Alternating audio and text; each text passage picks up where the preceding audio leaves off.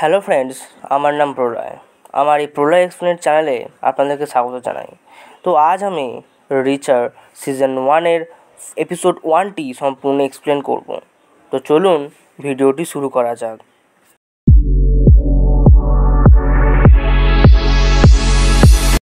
Episode 1-এর শুরুতে মার্গ্রেভ জর্জিয়ার একটি নির্জন স্থানে একটি কিলার একটি মানুষকে হত্যা করছে।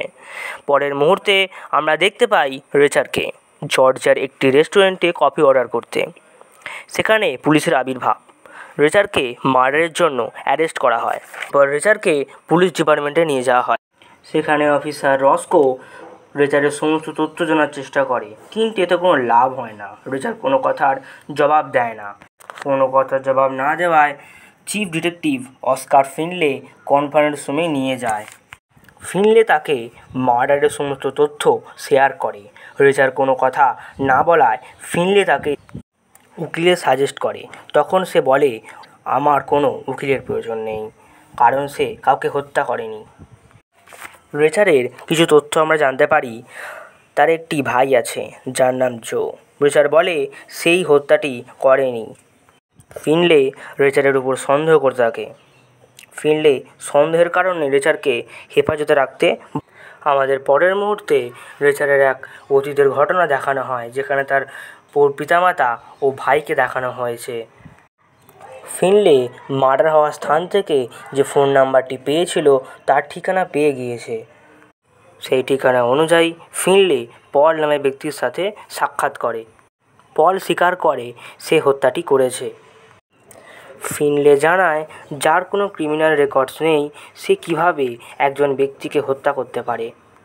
ফিনলে পলকে অ্যারেস্ট করে পুলিশ হেফাজতে আনে। ফিনলে রিচারকে নির্দোষ পাওয়ায় তাকে হেফাজত থেকে ছেড়ে দেয়। রিচার পুলিশ ডিপার্টমেন্ট থেকে বেরিয়ে আসে এবং ফিনলিকে জানায় পল নিজেকে ফাঁসিয়েছে, তাকেও ফাঁসাতে পারে। সে বলে, আমি জানি না, কিন্তু স্টিভেনসন বলতে পারবে।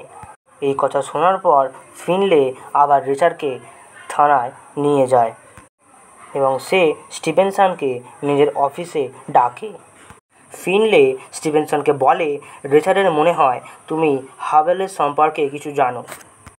স্টিভেনসন বলে যে হাবস আর তার ওয়াইফ চার্লি একটা ফ্যামিলি পার্টিতে অংশগ্রহণ করেছিল, সেখান থেকে তাদের আলাপ এবং আরও অনেক তথ্য পাওয়া যায়। এত কিছু ফিনলে জানার পর রিচারকে আবার হেফাজতে আনে। এর পরের মুহূর্তে রিচার আর পলকে একটি জেলখানায় পাঠিয়ে দেওয়া হয়। তাদের সাথে অফিসার স্পাইভির আলাপ হয়। পরের দিন সকালে রিচার বুঝতে পারে তাদেরকে ভুল স্থানে রাখা হয়েছে। জেলখানার কিছু কয়েদি পলের সাথে খারাপ আচরণ করে। রিচার তাদেরকে খারাপ আচরণের ফলে খুব পেটায়। পরে পল স্বীকার করে তার বসের কারণে এই ঝামেলায় ফেঁসেছে। রিচার পরে ওয়াশরুমে যায়, কিন্তু 4-5 জন জেলের কয়েদি মিলে তার উপর আক্রমণ করে। রিচার তাদেরও খুব পেটায়। তখন সেই মুহূর্তে সিকিউরিটি গার্ড চলে আসে, তাদের সঠিক স্থানে নিয়ে যায়। ফিনলে রিচারের ডিসি মিলিটারি রেকর্ডস থেকে জানতে পারে সাহসিকতা ও বুদ্ধিমত্তা। রিচার পলকে জানায় স্পাইভি তাদেরকে ইচ্ছা করে ভুল স্থানে নিয়ে গেছিল যাতে আমাদেরকে হত্যা করে। পরের দিন সকালে রিচার আর পল জেলখানা থেকে বেরিয়ে আসে। অফিসার রস্কো রিচারকে মার্গ্রেভ নিয়ে যেতে এসেছে। অফিসার রস্কো রিচারকে ডিনারে ইনভাইট করে। রিচার জানায় তার একটি টি শার্টের প্রয়োজন। তখন অফিসার রস্কো জানায় পাশেই একটি ক্লথিং স্টোর আছে। অফিসার রস্কো রিচারের মার্গ্রেভে আসার কারণ জানতে চায় এবং রিচার বলে সে মার্গ্রেভে এসেছিল আইন ব্ল্যাকের উদ্দেশ্যে এবং চেনসির জন্য। এরপর রিচার মার্গ্রেভের একটি বার্বার শপে যায় তার দাড়ি শেভ করার জন্য।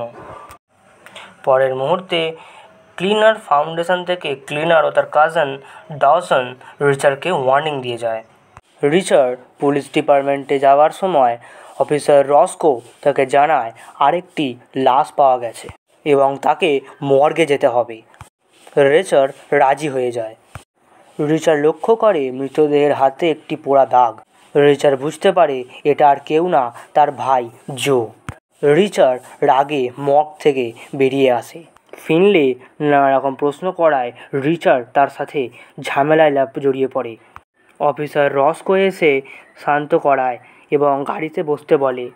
পরে রিচার্ড বলে এই মার্ডারের পিছনে যারা যারা আছে তাদেরকে হত্যা করবে। তো বন্ধুরা, আমার যদি ভিডিওটিতে কোনো ভুল হয়ে থাকে তো অবশ্যই আমার কমেন্ট সেকশানে জানাবেন। আর যদি আমার ভিডিওটি আপনাদের ভালো লেগে থাকে তো লাইক সাবস্ক্রাইব করতে ভুলবেন না, যাতে রিচার্ডের পরবর্তী এপিসোড মিস না যায়। সবার শেষে একটাই কথা বলবো, থ্যাঙ্কস ফর ওয়াচিং।